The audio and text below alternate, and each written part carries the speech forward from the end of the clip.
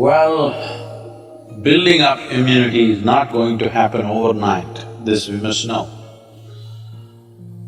Generally, I believe, for a variety of reasons, looking at the lifestyles, looking at the food patterns,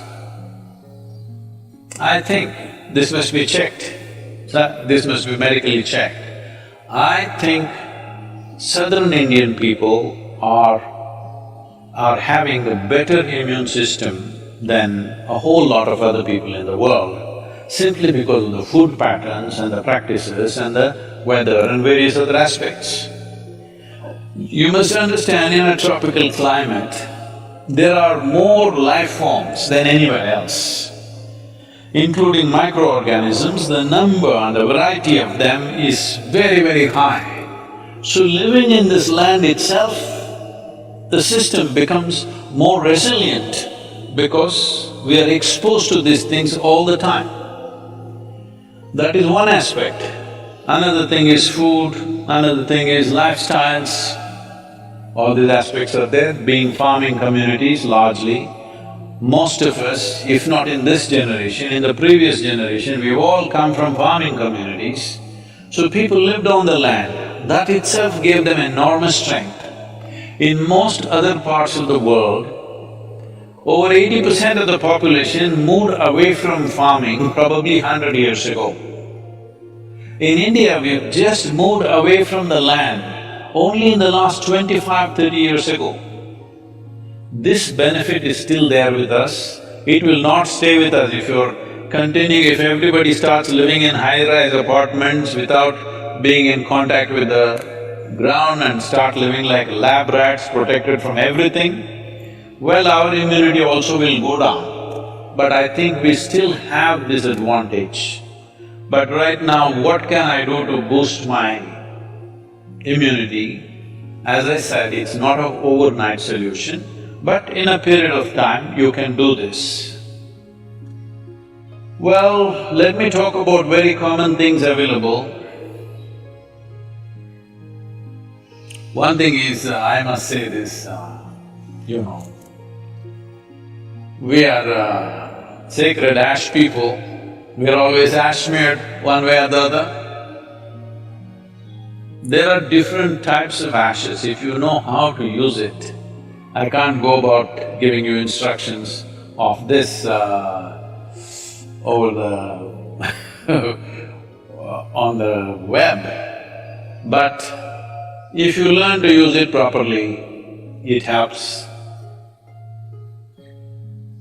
Neem is available almost right across the country except in the mountainous places. Daily consumption of neem leaves. Turmeric is anyway available.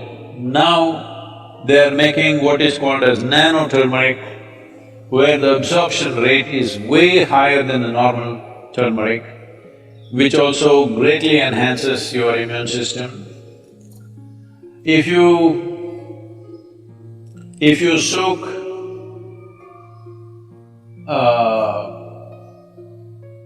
the gooseberry or the amla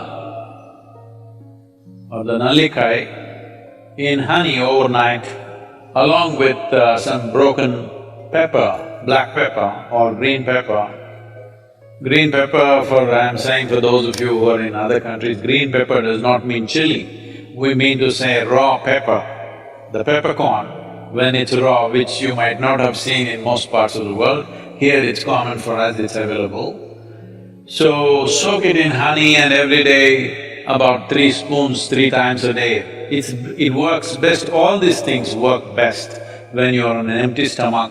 That's the first thing that you take. If you do these things, you can see a significant increase in your immune system. I would say in 4 to 8 weeks, one can see significant betterment of one's immune system. There are yogic practices which are hard to teach, but right now, just doing a chant and doing Isha Kriya, this will also enhance your immune system. Let this be very clear that this is not treatment for coronavirus, nor is it a prevention. I did my chant, so I go and do irresponsible things. It's not going to work like that.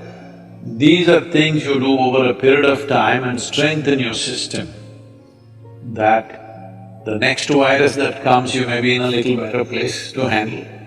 That is if you're there. Yes, don't take this lightly. Do not take this lightly. Right now, it is a challenge for every one of us to stay alive through this period. That's what it means. Do not think it's some remote thing that happens to somebody else in China or Italy. Right now, if you stay alive through these 6 to 8 months, that means we have handled this responsibly. If every one of us stay alive, that means we are good. We have lived consciously and responsibly, that's what it means.